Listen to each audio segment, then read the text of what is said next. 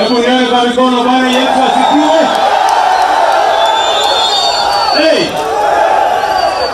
Yaani Bondo mko chote namna hii. Yaani mko rada. Mko chonjo. Sasa ndugu zangu watu wa Bondo, mimi nimefika hapa leo kwa sababu nimekuja kanisani, mambo ya kuomba pamoja na nyinyi na kujenga kanisa letu la ACK hapa.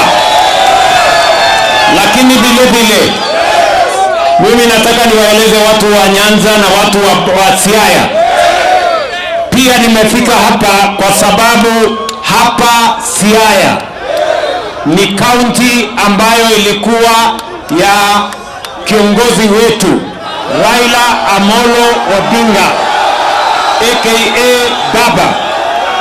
Ni kweli ama si kweli bwana?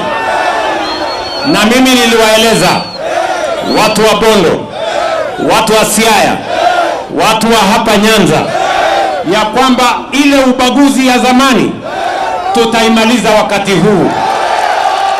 Niliwaeleza ya kwamba kwa vyovyote, juu chini, kulia na kushoto, mbele na nyuma, mambo ya ukabila, mambo ya chuki, mambo ya ubaguzi tutamaliza, kwa sababu tunataka Kenya moja ya Wakenya wote.